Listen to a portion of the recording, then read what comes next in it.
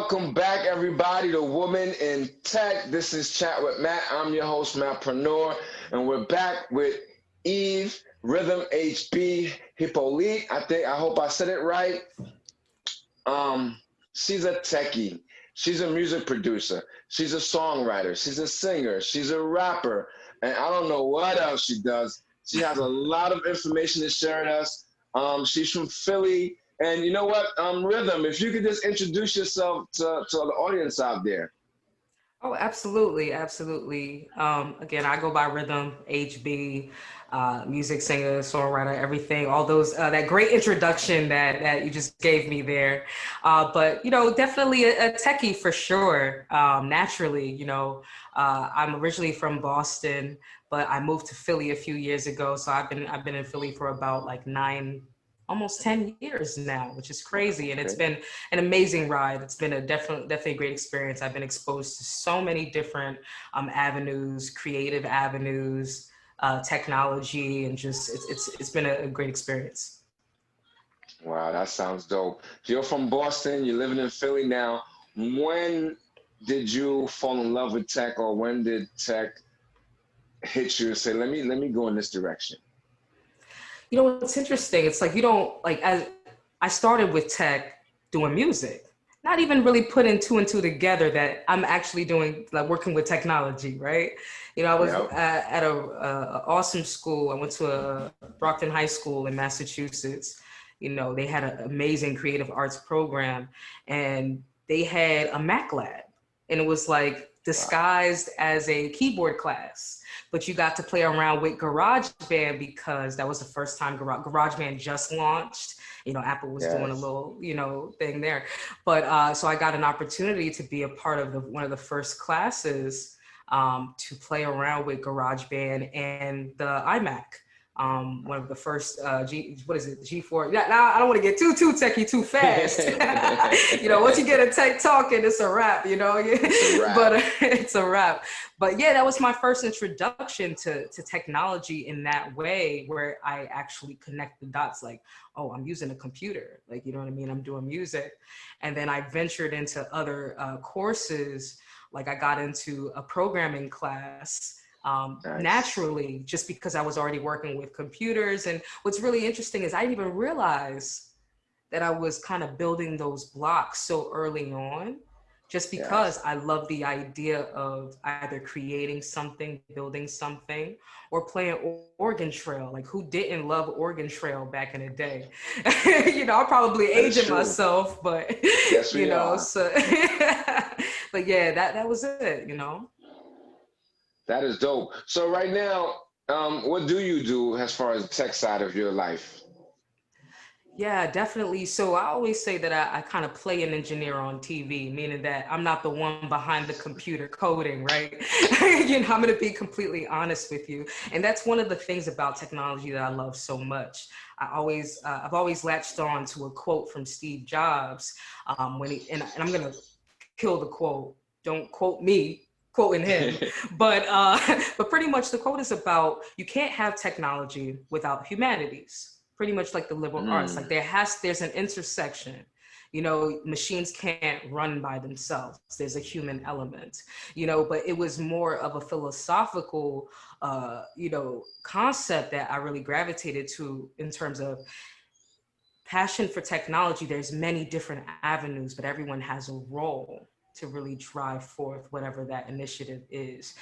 So with that being said, what I do is I'm what they call a storyteller.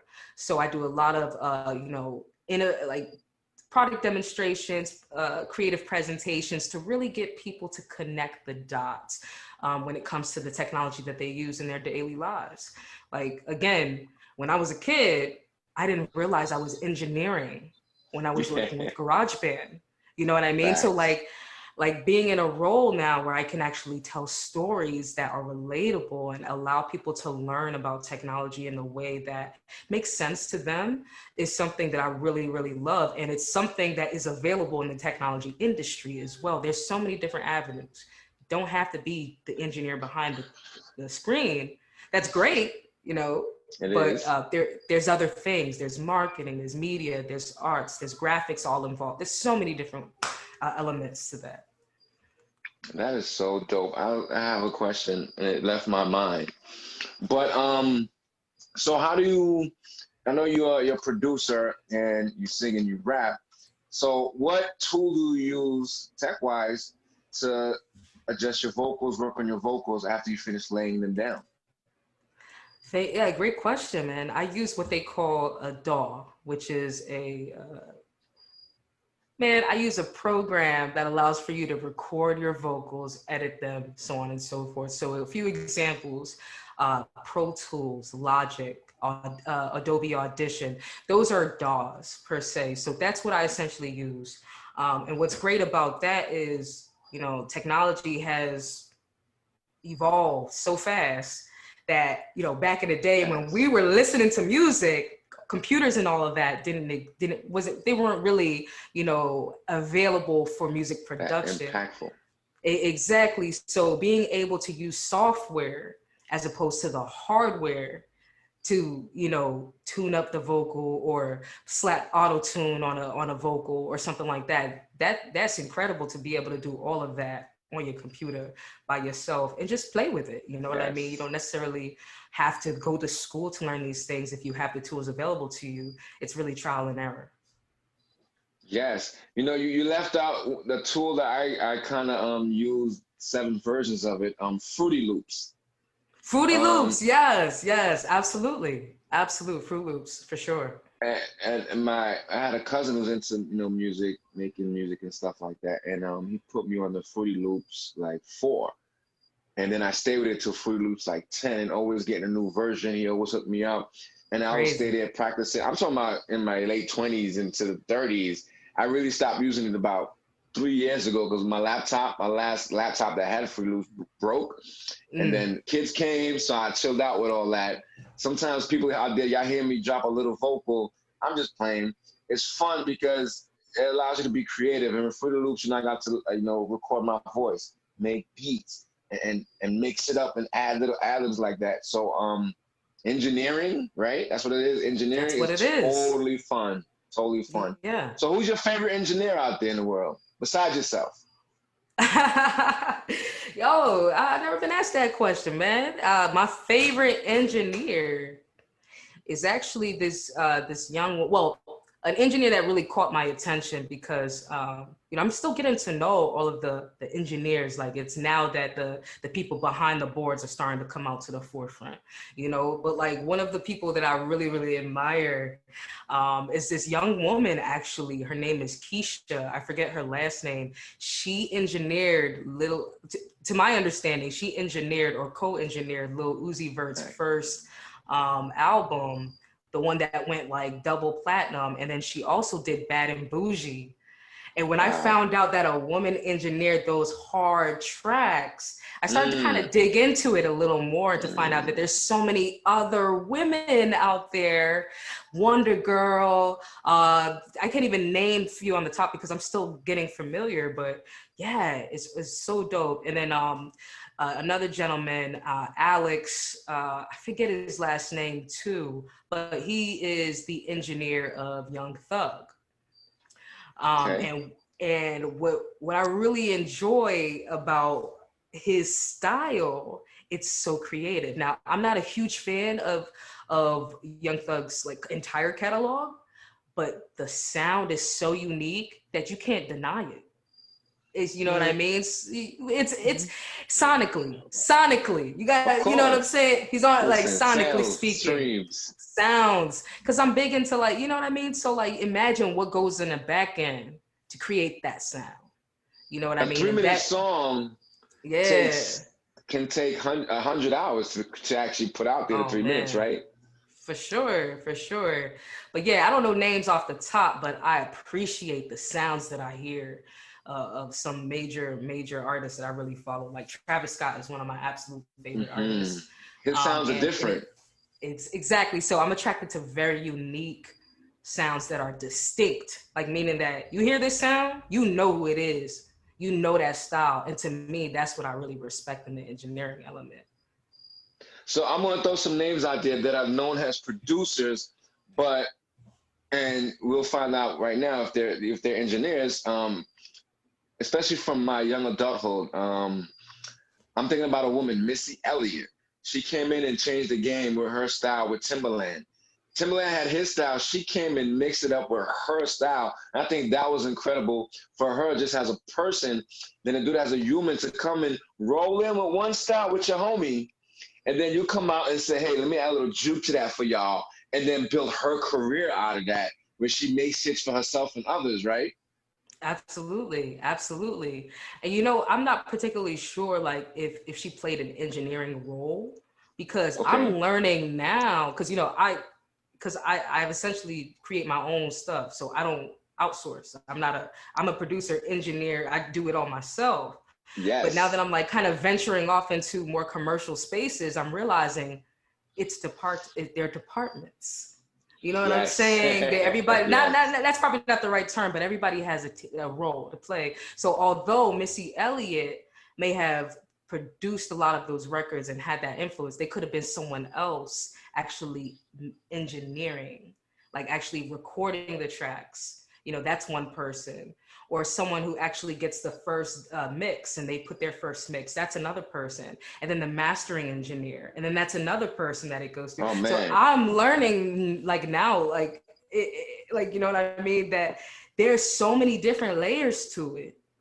You know what I mean? But you're going, Yes. so that's my long-winded answer as to why I didn't, as to how I feel about that. But like with Missy, I'm curious to know if she did engineer the records. And when I say engineer the records, I mean like behind the computer, hitting record, doing the EQing and the compressing and any of that. I I think think I would she be really did. She cool. got that personality and Yeah. persona. Oh, most likely. I don't know if she do it Because now, but probably not anymore, right? She got yeah. people for that. Yeah, for sure. And that's the goal, right? So let me ask you a Yeah. question. Women in Tech, this whole week is a celebration of International of Girls. To tomorrow, October 11th, is International Day of the Girl. And actually, you're partnering up with another nonprofit, I Am Woman Proverbs 31, James Girls Mentoring, as well as I am, to kick off a 3-hour event tomorrow. And you're one of the guest speakers, and I heard you have a special performance in store for them tomorrow. Yes, I was like, I was just so hyped for no reason. And I just got really excited after, just kind of looking more into like the different speakers and, the different panelists. Like I actually connected with one of the panelists for this particular event here. But like, so I just felt inspired, man. I was like, That's you know dope. what? I put on a track. I'm trying to like I'm getting my performance ideas together, and I was like, you know what? Let me yeah, let me curate something new. That I feel would definitely add value to the That's going to be amazing thing dope. that you guys are doing. Yeah, yeah, That's for going to be dope. I sure. can't wait for that. And I also want to let Yeah. everyone know, we first collaborated. You first come on one of my Zoominars, um, chat with Matt, creators and founders, because of your music business and what you do with music. You're doing it your way. And recently you said that you've been in the game like 9 years, right? About yeah, yeah, probably yeah. Official like And me saying that I'm doing this. Yeah. nice. And I remember you said, and you had a post, and you said you reflected on that. It's been 9 years of going hard at building this on a solo entrepreneur way. So how was that? What's next for you? What's next for me? But first, wait, forget what's next. You have music all over the place, right? I do. I do. I have a few songs out there right now on every digital platform that exists, even the small ones. But yeah, and that's another thing that I'm super proud about. Just like, it may not be Billboard or it may not be huge like in some Yes, people's it eyes, is. but it's like, but it's just real cool to see your work and you bring it to delivery. You know what I'm Yes, saying? And take all the yes, necessary, do what you need to do to educate yourself on what matters. And it's not just your creativity. It's not just the business. What really matters personally to me, and what I feel is important, is when you create anything, it's a time capsule. So how do you want to leave that time capsule behind? I remember like back in the day, I don't know if they still do that with the kids, but when I was younger, They we do. buried a time. They do. Oh, good. That's good. I did a time capsule when I was a kid. I'll never forget this. Like, you know what I mean? And I hope somebody finds it one day, you know, and it's one of those things. So like, that's how I look at it with anything that I curate, anything that I create, any conversations that I have, they're all time capsules, because all we have is moments, right? And those moments pass. However, you can at least create something that has longevity. And I feel that if you go the proper way of, you know, making sure your music is registered, making sure your music is properly published, okay, making sure that it's copywritten and that you're educated in terms of what avenues to go for if something ever happened in terms of someone wanting to license your work, because it may not be today, it may not be 5 years from now, who knows? It may be kind of like the Delphonics and the fact that they're getting probably some of their biggest checks these days because people are sampling their work. But you get on an example. So that's what is really important to me. It's like, treat your art not like a business, but like a time capsule, because some people shy away from the word business. I love business. I treat everything in a business with a business acumen, just because that's just how I move. You know what I mean? And I've realized that in order for you to get into certain levels in whatever career path you choose, you got to know how to kind of shapeshift in certain ways. So it's like, when it comes to your art, all you got. You see all these artists right now fighting for their masters. Don't put yourself, like, learn from history. Like, that's the thing that I think is so funny. It's like, that's why I don't stress myself, because I'm learning from all of the amazing talent that's already been contributed to the world. And I'm taking it upon myself to ensure that when I leave that time capsule behind, I'm leaving it behind and not someone else who bought my work. And because you know what I'm saying? Like, makes sense. It makes sense. Long-winded answer, but I think it's important to note that, you know what I'm saying? It makes sense. Final question, not really a question. This has been great. So, you know, our topic is women in tech. And Day of the Girl is this weekend. What do you have to say to our young women, our young ladies who might want to get into the creative side of things like singing, writing, producing, engineering? What's one thing you want to say to them? Double down. If that's what you really want to do, understand it's hard. So now that's in your head, now you can stop worrying about that and understand that it requires a lot of research, resourcing, collaborating, networking, communicating, connecting, all of these different things that everything that you want to do in life requires. So this answer really, you know, it really speaks to, if you have a dream and you want to make that dream a reality, understand what it's going to take to do that. And if you're going to do it, put those boots on and do it. Because that's the thing that I've learned, like, and I've been in this position, we all know what we have to do. You don't need somebody to tell you that. Maybe you would like validation, but you know what you need to do. You know that if you don't know something, you know how to go find information. You're not, you know what I'm saying? So that's what the thing is. I didn't know what the hell I was doing with mixing. I don't know what the hell I'm doing right now. Like, you know what I mean? But you know what? I do know how to find information, how to digest it and apply it in a way that can better my position. You know what I'm saying? And when I say my position, I'm in competition with myself. I'm always trying to level up every single day. You know what I mean? And it's difficult. It is difficult. There are times, like, I'm on a fitness journey, and it's been the longest journey of my life. It's been like a 3-year journey. No, Lil, you laughing, man. It's been a 3-year journey, okay? But let me tell you something. When you really want something that bad, even though you fall, and you may give up, you shrivel up, you go into that corner, if you find some type of gleam of light, use that as an energy source to snap back into it. You know what I mean? And that's how I view things that I want to attack, period. Whether it be the creative arts, whether it be a new job that you want to pursue, whether it be a new car you want to buy, like whatever it is that you really want and you desire, and it's more than vain, you know what you got to do. So just freaking do it. That is Rhythm HB, everybody, coming straight out of Philly, via Boston, via Haiti, via the motherland, if we're going to be honest. It's International Day of the Girl weekend. Our Women in Tech.